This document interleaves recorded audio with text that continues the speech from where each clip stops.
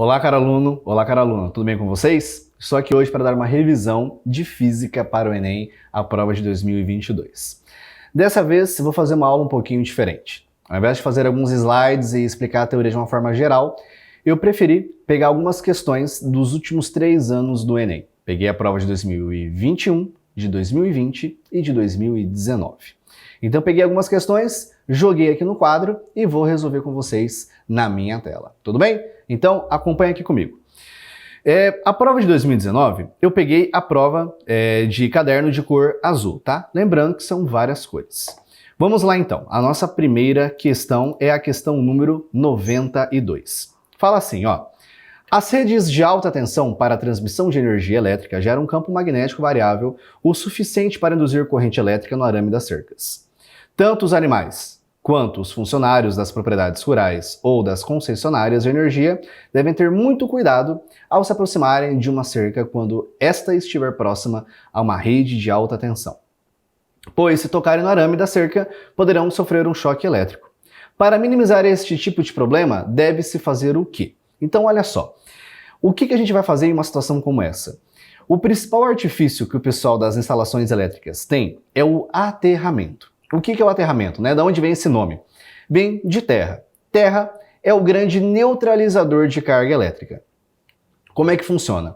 Um corpo ele está carregado quando ele tem excesso de cargas negativas, excesso de elétrons, ou ele está carregado positivamente, quando ele tem falta de elétrons. Vamos pensar em um corpo carregado negativamente. Tem vários elétrons ali acumulados, além do estado natural, então é um corpo negativamente carregado. Como é que você vai aterrar esse corpo? Você vai fazer um fio terra, vai conectar um fio muito simples condutor desse corpo carregado até a terra, e ele vai neutralizar, vai pegar esse excesso de carga e vai puxar para a terra. É aquele velho ditado que você deve talvez escutar da sua avó ou da sua tia, que você relaxa bastante quando você pisa descalço, por exemplo, na terra, porque você descarrega o seu excesso de energia. Então aí você usa o sistema de aterramento. Aonde o sistema de aterramento é muito comum você estar utilizando? Em aviões. Quando o avião ele pousa, é muito comum um funcionário ir na ponta da frente do avião e puxar uma cordinha, e essa corda ela vai esticar até o chão. Por quê? Existem 3 processos de eletrização de um corpo. O mais comum é a eletrização por atrito. O avião, quando ele está voando muito rápido, ele está fazendo muito atrito com o ar, então ele vai estar bem carregado. E não tem para onde ele dissipar esse excesso de carga. Na hora que ele vai lá e ele pousa, o que vai acontecer? O carinha vai, coloca essa corda e esse excesso de carga vai descarregar, vai para a terra. Ou seja, vai neutralizar o avião. Se não tivesse essa corda, seria muito comum, na hora que um passageiro fosse descer do avião, pegasse na escada, ele ia levar um choque, tá certo? Um outro ponto importante, não muito bem vinculado a essa questão, mas vale você saber, porque pode acontecer de cair algum assunto parecido.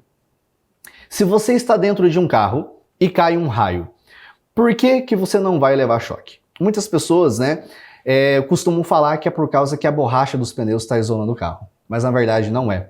Existe uma lei chamada Lei de Gauss na física elétrica, que ela explica que quando você tem uma superfície metálica oca mais fechada, quando vem qualquer descarga elétrica e interage com essa superfície metálica fechada oca, toda essa carga vai se distribuir pela superfície e vai pela terra. O carro, ele é uma casca metálica oca. Não necessariamente esférica, mas é uma casca metálica oca. Então, quando cai um raio, a borracha vai virar a condutora das horas. Por quê? É muita intensidade que tem um raio. Só que quando você está dentro de um carro, você está na parte oca dessa casca metálica. Aonde está o perigo? Se o vidro está aberto e você toca na parte de fora desse carro.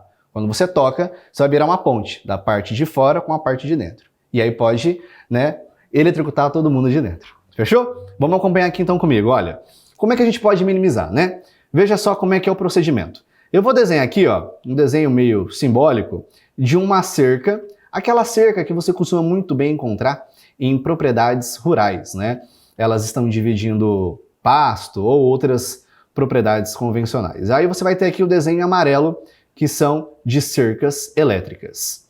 Aí você pode chegar perto dessa cerca e sentir os pelinhos do seu braço arrepiar ou um pouquinho de descarga elétrica. Como é que você vai estar minimizando então? Colocando o fio terra. O fio terra ele é representado por geralmente um fio verde. Se você for em uma loja de materiais elétricos, é geralmente atribuído um fio verde. E esse é o desenho do fio terra. É para poder pegar o excesso de carga e jogar para a terra. Portanto, a resposta correta é a letra A.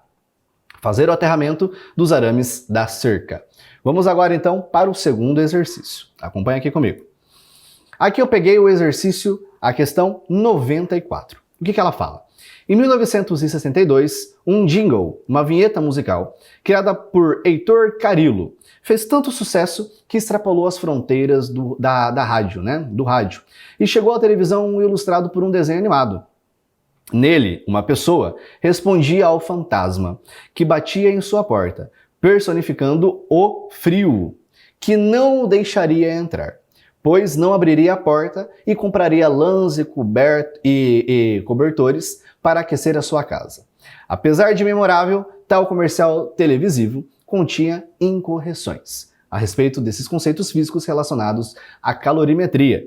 Para solucionar essas incorreções, deve-se associar a porta e aos cobertores, respectivamente, às funções de... Vamos lá então. Primeira coisa importante, algumas definições de calorimetria. Primeira, o que é a temperatura? Temperatura é uma grandeza física que mede o grau de agitação térmica das moléculas. Se você tem um becker e tem água lá dentro, se você pudesse olhar as moléculas de água, uma molécula que está se movimentando e uma outra que está muito rápida, a que está mais rápida vai estar mostrando que ali é uma solução que tem maior temperatura. Então é uma grandeza que mede, como se fosse uma régua, como se fosse um multímetro. Ela mede a agitação dessas partículas. Maior o nível de agitação, maior vai ser a temperatura. Segundo ponto importante, que causa confusão. Calor. Calor não é análogo à temperatura. Temperatura e calor não são a mesma coisa. Basicamente, calor é uma energia térmica, um fluxo de energia que se dá entre dois corpos a diferentes temperaturas. E sempre de forma espontânea, o fluxo de calor vai do corpo mais quente para o corpo mais frio. Do corpo mais quente para o corpo mais frio. Não faz sentido um corpo frio esquentar ainda mais um corpo que já é quente.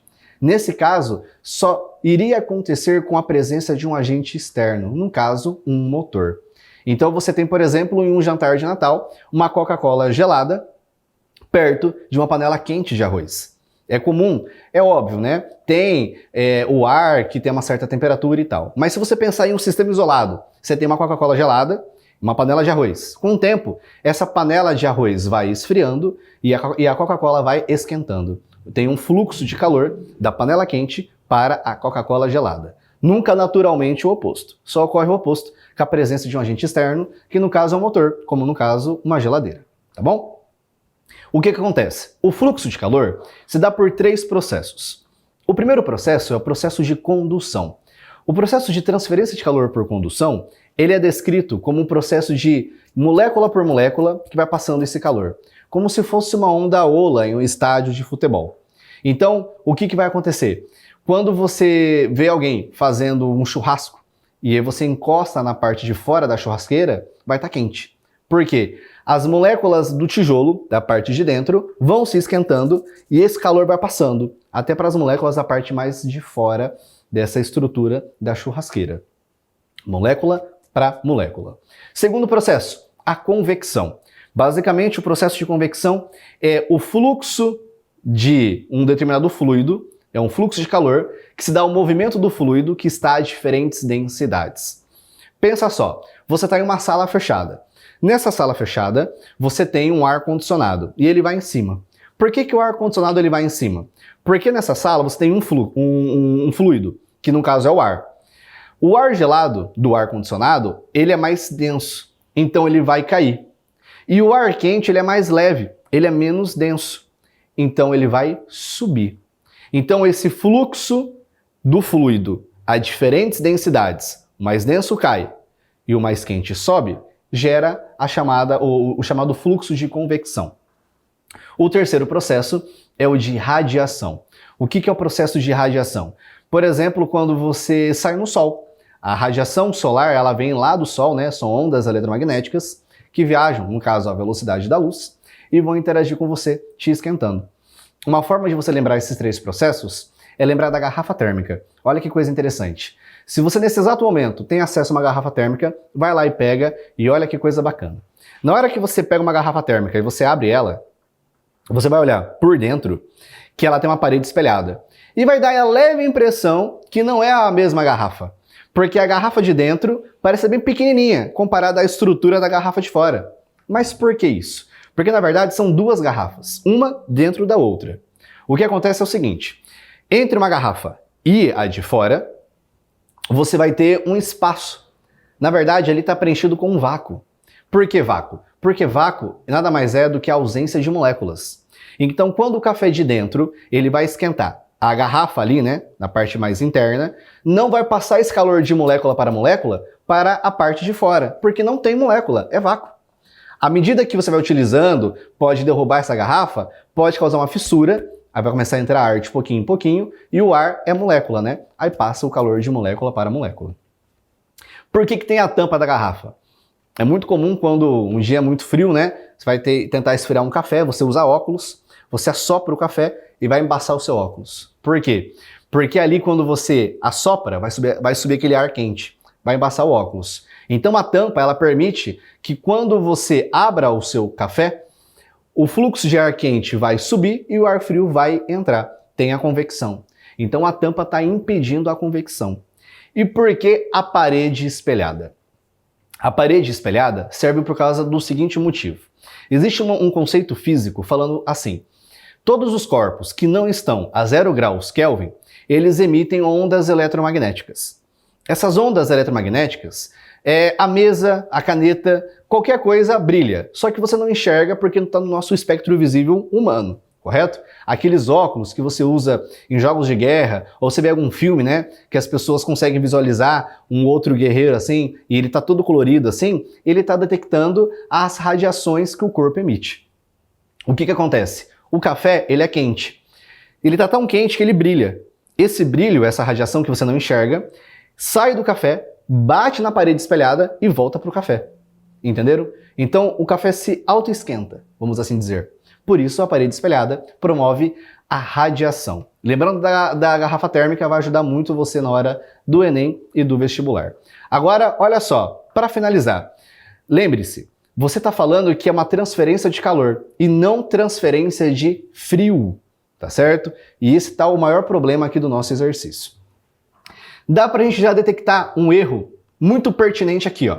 Ele fala assim, que ele compraria lãs e cobertores para aquecer sua casa. Gente, lã e cobertores não são aquecedores, são isolantes. Você está a uma certa temperatura, 35 graus, talvez 36 graus. Você é uma fonte de calor. Quando você coloca uma coberta, ela está te isolando, por o calor, o seu, não ir para o meio externo, que no caso é o ar, a parte de fora. O oposto também ocorre. Se você um dia tiver que transportar gelo, um cubo de gelo, você vai pegar o gelo, né? Você tem que ir para alguma festa. Aí tem um saco de gelo lá de 5 kg, de 1 kg. Como é que você faz para poder minimizar o derretimento?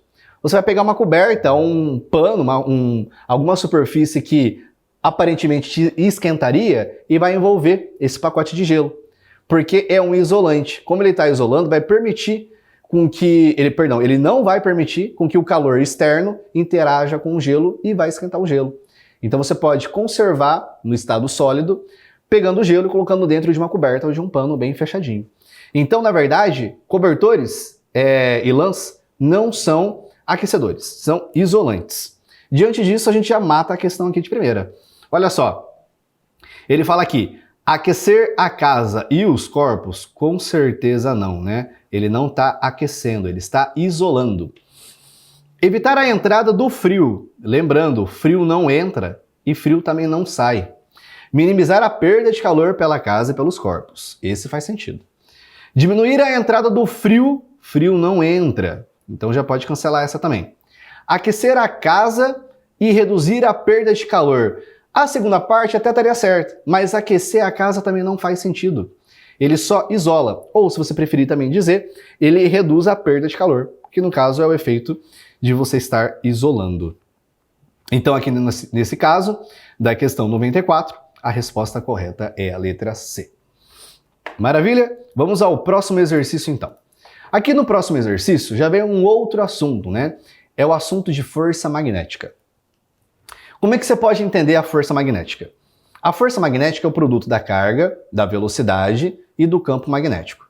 Você vai ter ali, né, um seno ali, né? Você vai ter uma função trigonométrica, mas vamos pensar em um módulo, QVB. Maravilha.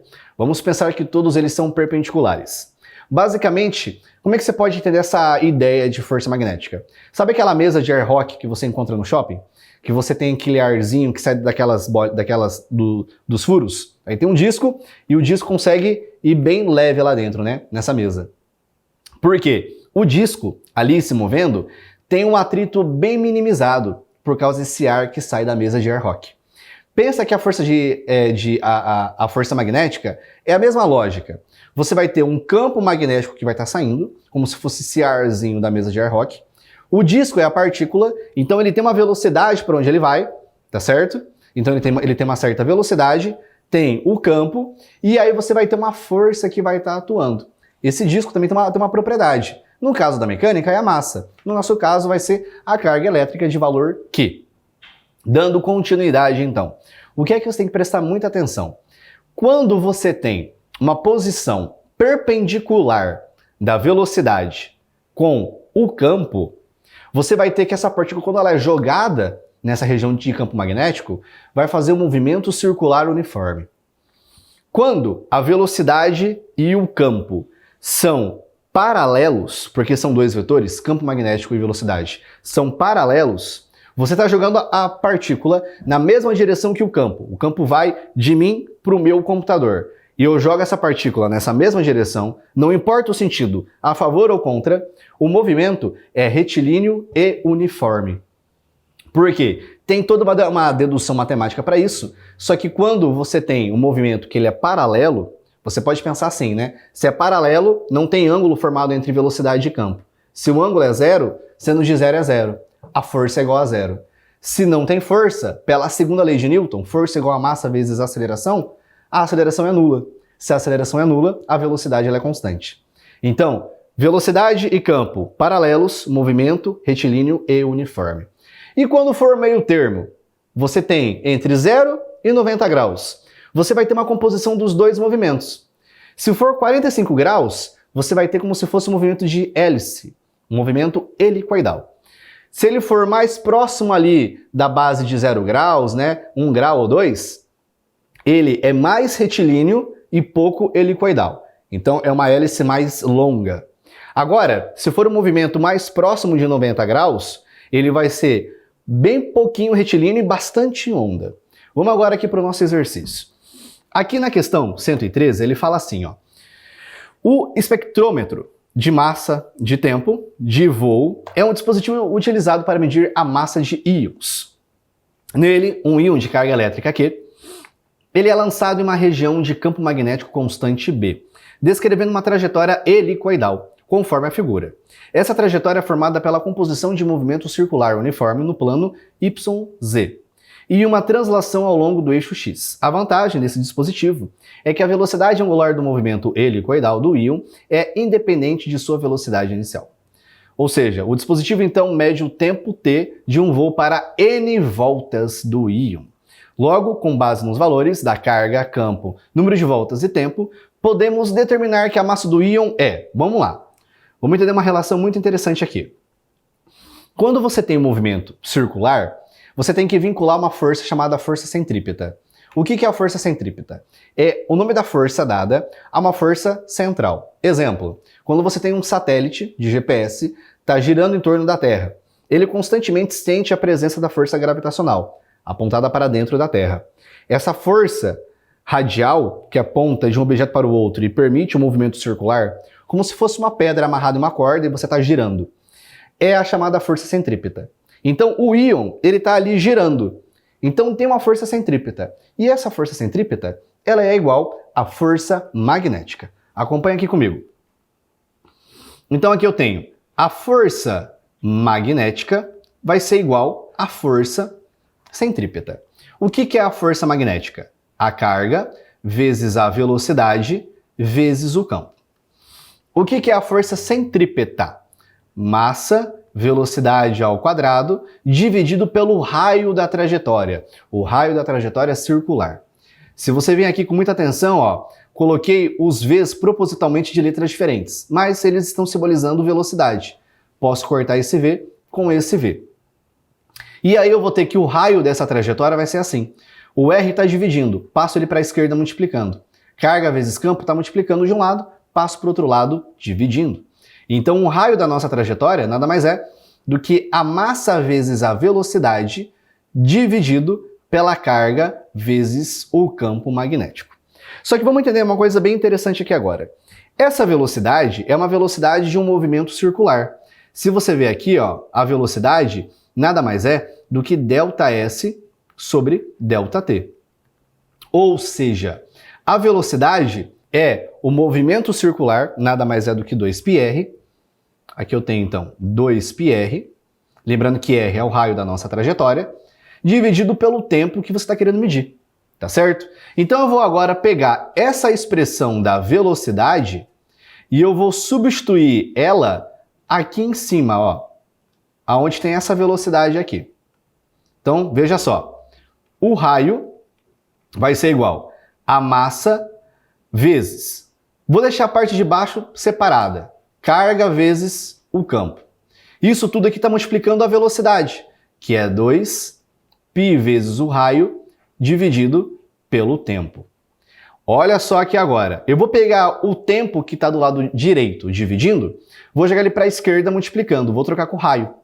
E aí eu vou ter assim, ó, eu vou ter que o tempo é igual a massa vezes 2πr, que é o raio da trajetória, dividido pela carga vezes o campo vezes o outro raio, que estava do lado esquerdo, vezes o raio. Veja com muita atenção que você tem raio em cima, raio embaixo, eu posso cortar. Só que aqui, veja bem, pessoal, aqui eu tenho o tempo apenas para uma volta. Eu vou melhorar essa minha expressão, ficou tempo é igual a 2πm dividido por carga vezes o campo. No entanto, pessoal, esse tempo que a gente conseguiu agora encontrar nada mais é do que o período de uma volta completa do íon. Então, eu vou modificar minha conta mostrando isso propositalmente para vocês entenderem a ideia de movimento circular. O que eu vou fazer aqui agora? Eu vou trocar o tzinho, que é o tempo pequenininho, pelo tempo do período. E aí depois eu vou vincular que o tempo total nada mais é do que n voltas vezes o período de cada volta. Então, acompanha aqui comigo. O que eu vou fazer aqui agora? Aonde tinha o t, eu vou colocar um t maiúsculo. Então isso aqui agora, ó, eu sei que ficou em cima, mas ele é um T maiúsculo, para você entender a ideia de um período completo. Só que como é que a gente vai ter que pensar esse período completo, né? O que ele é? Todo esse tempo que a gente está medindo aqui, ele é nada mais do que n vezes o período total. Então o que eu vou fazer aqui agora? Eu vou observar que esse n vezes o período de uma volta, eu vou passar esse n para a esquerda dividindo. Então eu vou ter agora que tzinho sobre o número de voltas, porque ele fala que são n voltas, é igual ao período de uma volta, tá certo? Então vejam só com muita atenção. Por que eu fiz isso? Eu vou agora trocar, eu vou pegar esse valor de t maiúsculo, que é o período de uma volta, que é esse t aqui, ó, e eu vou colocar esse número total de tempo dividido pelo número total de voltas. E aí eu vou chegar no resultado que eu quero encontrar. Veja só, aqui eu tenho então tzinho sobre n é igual, o lado direito permanece igual, 2π sobre a massa dividido por carga vezes o campo. Basta aqui agora eu fazer o seguinte, eu tenho então esse tzinho sobre n e ele quer encontrar o valor da massa. Então eu vou pegar a carga e o campo, passo para a esquerda multiplicando, o 2 o π, passo para baixo multiplicando o n. Portanto, esses três pontinhos aqui, ó, corriqueiramente você pode encontrar eles quer dizer, portanto, a massa vai ser igual, aí veja só, a carga vezes o campo vezes o t, que é o tempo total, dividido por 2π vezes o número de voltas. Então 2π vezes um número de voltas, tá certo? Veja com muita atenção que aqui são dois tempos, pessoal, são dois tempos.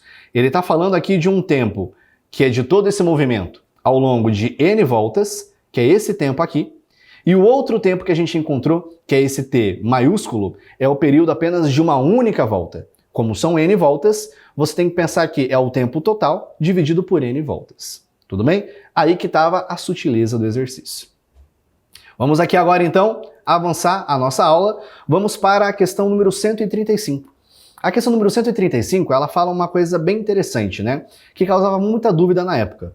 Quando se considera a extrema velocidade com que a luz se espalha por todos os lados, e que quando vem de diferentes lugares, mesmo totalmente opostos, os raios luminosos, se atravessam uns aos outros sem se atrapalharem, né? É o princípio do que a luz não pode estar cruzando um raio com o outro. Quando você vai em um show, por exemplo, tem os canhões de luz, um canhão de luz azul e um outro vermelho, você não vai ter um cruzamento deles, tá? Eles não interagem ali no meio.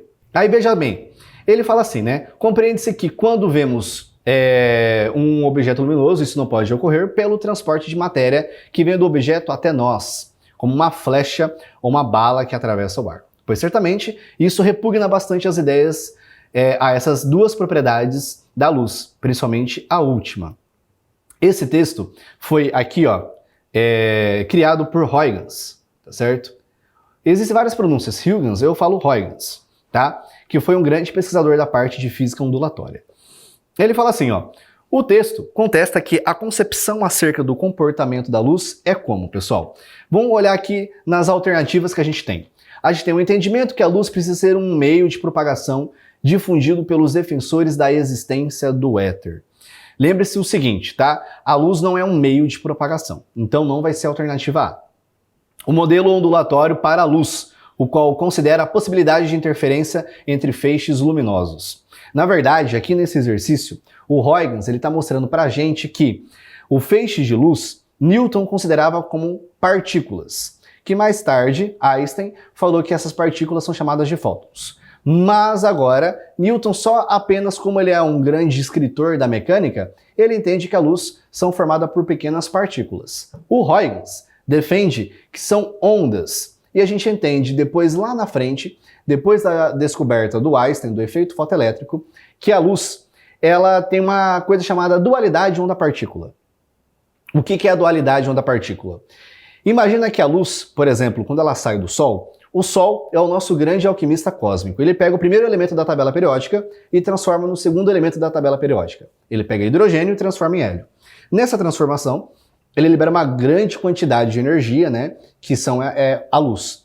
Essa luz vem se propagando em formato de uma onda eletromagnética. É um campo elétrico perpendicular a um campo magnético.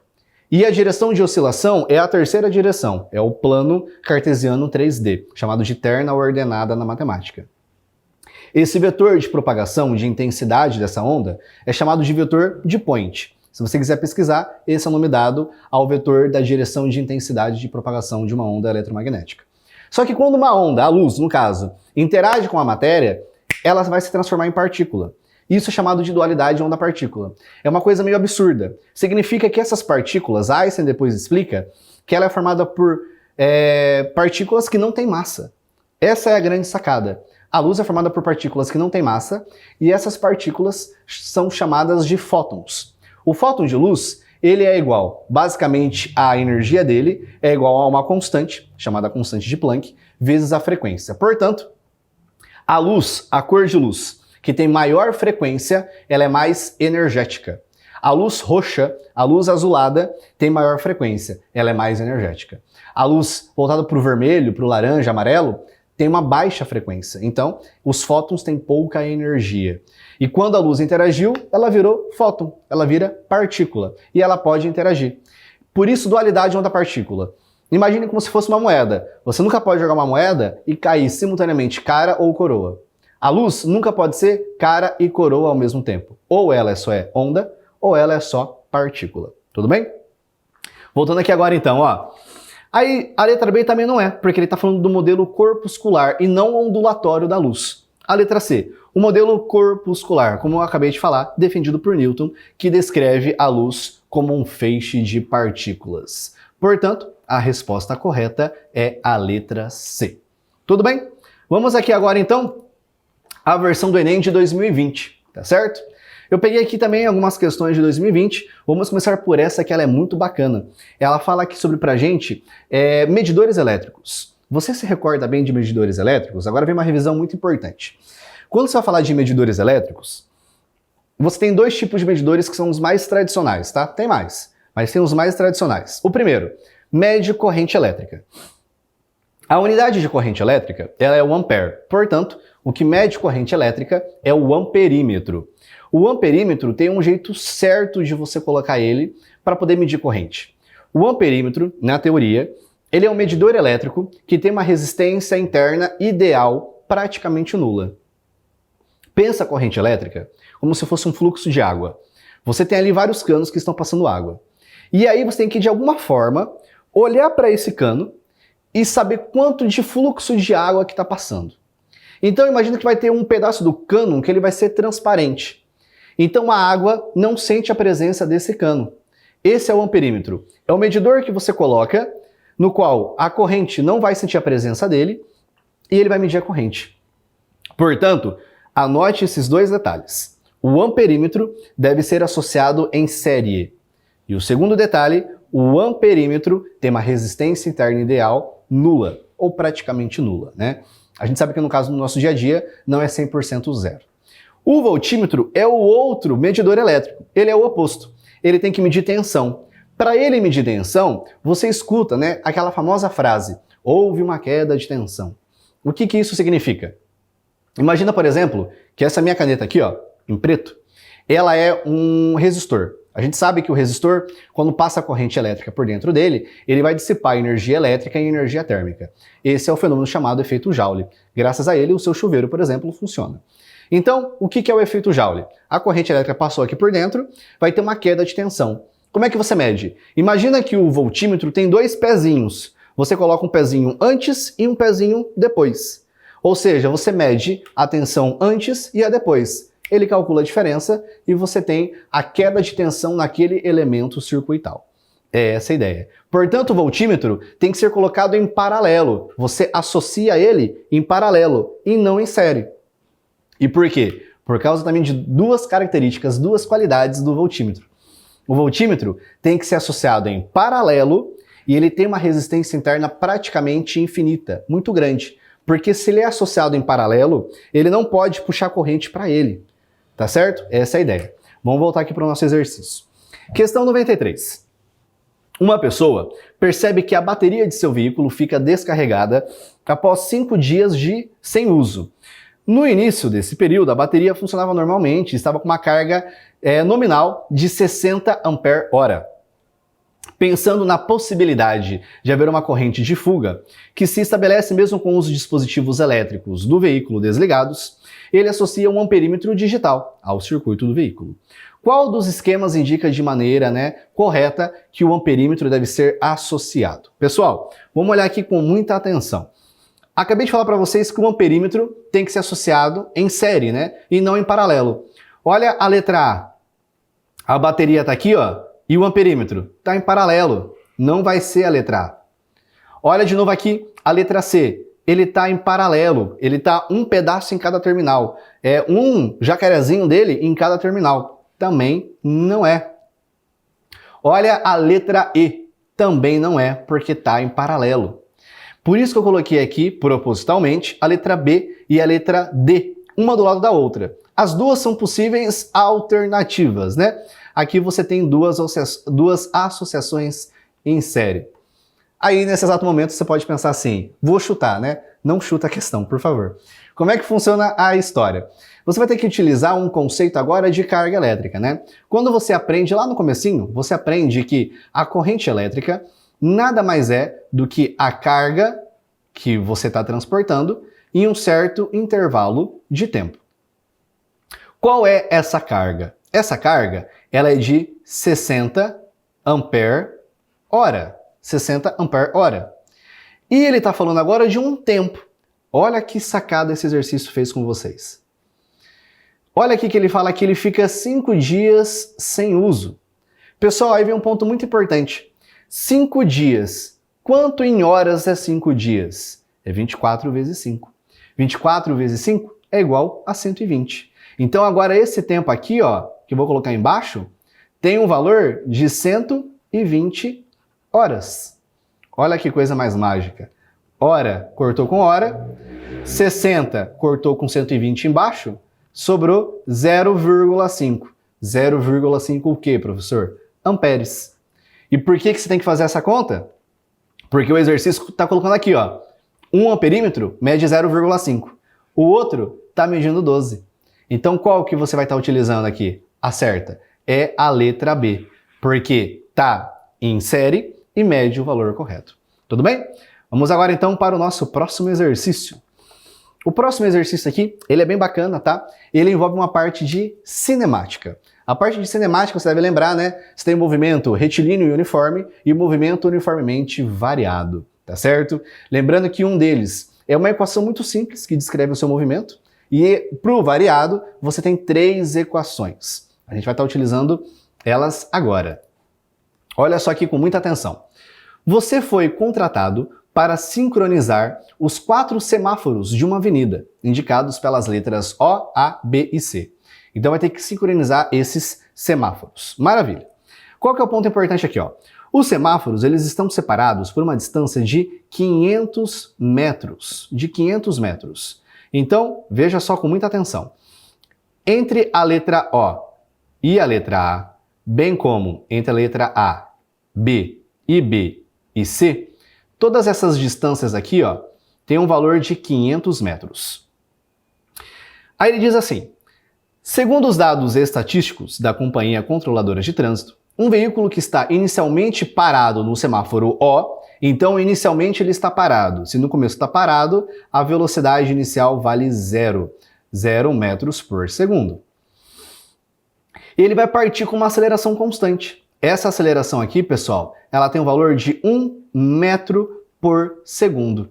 O que é que você tem que olhar com muita atenção? No Sistema Internacional de Unidades, a aceleração ela é medida em metros por segundo. Aqui no nosso exercício tem metro segundo a menos 2. O que é esse menos 2? Quando você tem um determinado valor matemático, que ele é um expoente, se ele está na parte de baixo do denominador, quando ele vai para a parte de cima, o sinal tem que inverter. Então, onde tem metro por segundo ao quadrado, é a mesma coisa que metro vezes segundo a menos 2. Tá certo? Mesmo procedimento. Então, aqui a nossa aceleração ela vale 1 e ele vai atingir uma velocidade final. Essa velocidade final, ele fala, tem um valor de 72 km por hora. Lembrando que tem que passar para metros por segundo. Como é que você passa para metros por segundo? Você vai dividir esse valor aqui por 3,6. 72 dividido por 3,6 é conhecido como 20 metros. Aí ele fala assim, ó, e a partir daí ele prossegue com uma velocidade constante. Então veja só, ele vai ter um carrinho, vai sair com uma velocidade igual a 0, ele vai acelerar até chegar a 20 metros por segundo e depois vai ficar constante. Essa aceleração vai atuar por um certo tempo, depois é movimento uniforme, tá bem? Voltando para cá agora. A partir daí, então, você tem que ajustar os semáforos A, B e C. Para quê? De modo que eles mudem a cor verde quando o veículo estiver a 100 metros de cruzar esse semáforo. Então aqui você vai ter um espaçozinho. Eu vou colocar em vermelho aqui, ó, no nosso desenho. Aqui tem um valor de 100 metros. 100 metros aqui. Vou colocar aqui mais 100 metros. E aqui eu vou colocar mais uma vez 100 metros. Então aqui você tem que o veículo, o semáforo vai começar a mudar a cor 100 metros antes de chegar nele, de cruzá-lo, para que ele não tenha que reduzir a velocidade em nenhum momento e manter a velocidade constante. Considerando essas condições, aproximadamente, quanto tempo depois da abertura do semáforo O, os semáforos A, B e C devem abrir respectivamente? Vamos entender o seguinte, primeiro ponto aqui, ó. Primeiro ponto, quanto tempo vai demorar para o nosso móvel que sai da origem com a velocidade igual a 0, pegar a velocidade de 20 metros por segundo? Vejam só, é um movimento retilíneo uniformemente variado. Então eu vou usar a equação V igual a V0 mais A que multiplica o tempo. Multiplica o tempo.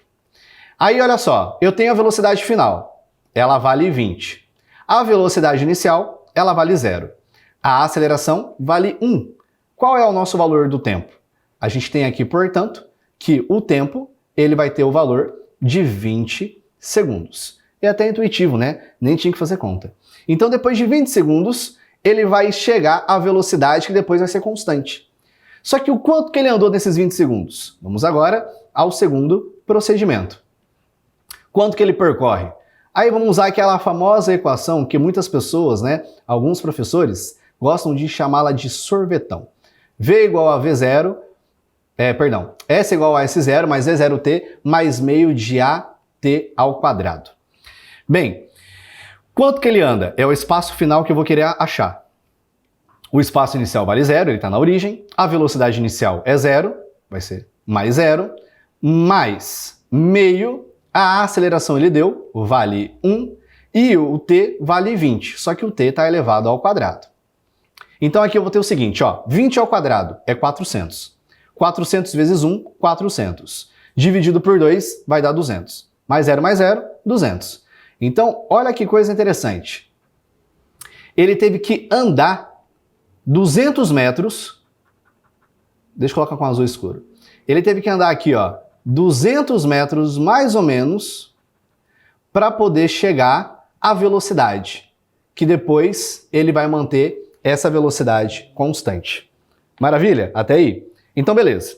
Ele andou 200 metros, ele tem aqui então 100 metros ainda para poder chegar. O quanto que ele vai andar a essa velocidade constante agora? Bem, se ele andou 200 e o semáforo começa a mudar, faltando 100 metros, esse intervalinho aqui, ó, que não está em escala, esse intervalo aqui, ele vai ser de quanto? 200 metros também. Faz sentido? Então, basicamente, agora, esse móvel vai andar 200 metros a uma velocidade constante até chegar a 100 metros aonde o sinal vai abrir. Sacou a ideia? Então, ele pergunta assim agora, qual é o tempo que ele vai andar nesse trecho que ficou sobrando? Entre os primeiros 200 metros que ele andou, até ficar acelerando, né? Até aumentar a velocidade dele, até chegar no ponto que falta 100 metros. Ou seja, esses 200 aí no meio. Então agora, veja só, eu vou calcular esse intervalo de tempo aqui. Esse intervalo de tempo, eu vou chamar ele de ΔT. Eu vou chamar ele de ΔT que vai do ponto O até o ponto A. Lembrando o seguinte, velocidade média é ΔS por ΔT, tá certo? Então eu vou trocar velocidade com T, eu tenho que o tempo é espaço por velocidade. O espaço que eu tenho aqui, que ele vai ter que andar, é de 200 metros, que é o espaço em verde, dividido pela velocidade, que é a velocidade constante. Essa velocidade constante vale 20 metros por segundo.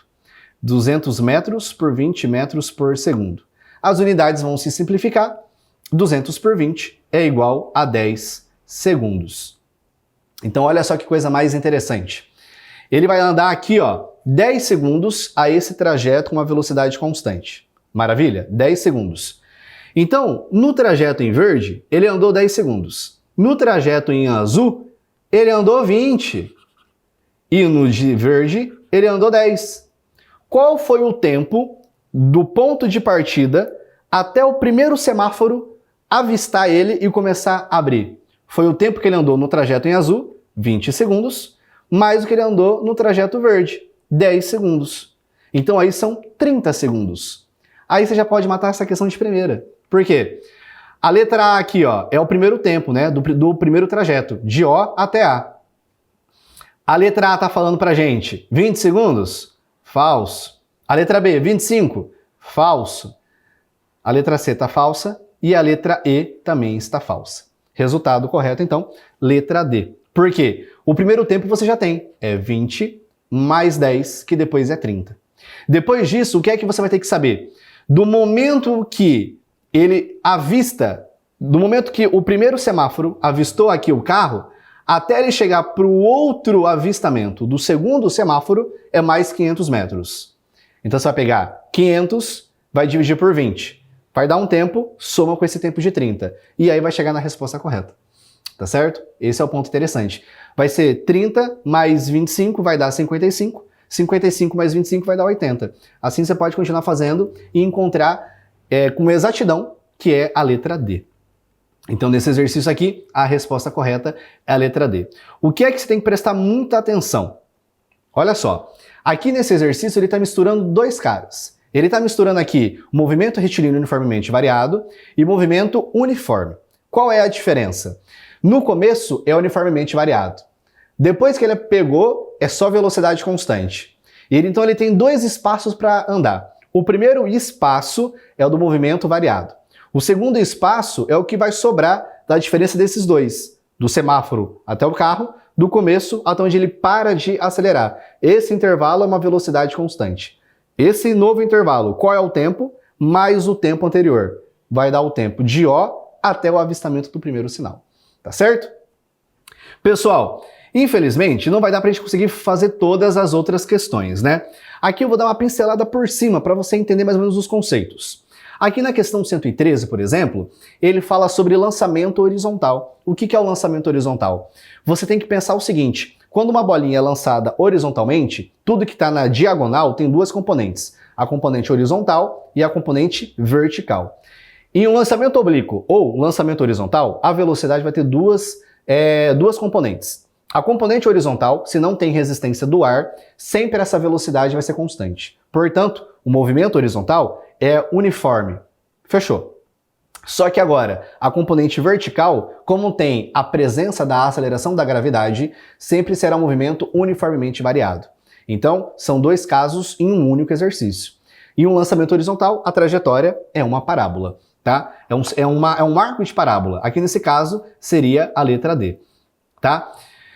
Deixa eu pegar alguns outros aqui, por exemplo, aqui a gente entraria em fissão nuclear, seria muito longo. Eu entraria no caderno de 2021, tá? Aqui também é um exercício sobre movimento, tá? Aqui no caso é um lançamento vertical. O que vale você entender sobre essa questão número 100? Isso é um conceito magnífico. Se você pegar a expressão do sorvetão, né? S igual a S0 mais V0T mais meio de AT ao quadrado. Troca os S's por altura. Troca a velocidade por velocidade inicial em y. E troca a aceleração pela gravidade. O tempo por tempo de queda. Velocidade inicial e espaço inicial, quando você solta um objeto em queda livre, é tudo zero. O espaço final que ele vai andar é a altura da queda livre. Você vai pegar o 2, passa multiplicando, a gravidade passa dividindo, o t ao quadrado passa o quadrado em formato de raiz. E aí você tem que o tempo de queda de qualquer objeto, desprezando a resistência do ar, é igual a raiz quadrada de 2 vezes a altura dividido pela gravidade. Sabe o que isso significa? Que se você subir um dia em cima de um prédio e você abandonar, entre aspas, um elefante, uma formiga e uma folha de papel, os 3 corpos têm que cair simultaneamente, no mesmo tempo. É estranho você pensar isso. No nosso dia a dia, isso não ocorre por causa da resistência do ar, do tamanho do nosso objeto. Só que na matemática tradicional de Galileu, ele mostra que o tempo de queda só depende da altura. Então, objetos soltos à mesma altura têm que ter o mesmo tempo de queda. Só depende da altura e da gravidade. Quando você coloca a resistência do ar, isso muda. Aí, avançando um pouquinho mais aqui para frente, ó, eu teria um exercício de lançamento, aqui seria vários detalhes, que eu ia fazer com vocês, né? E aqui eu teria também um exercício, por exemplo, de força magnética. Para fechar aqui o último conceito da aula. O que seria esse conceito da força magnética? Regra da mão esquerda. É essa regra aqui, ó, que você vai ter que fazer com a tua mão. E lembra que são 2 regras, tá?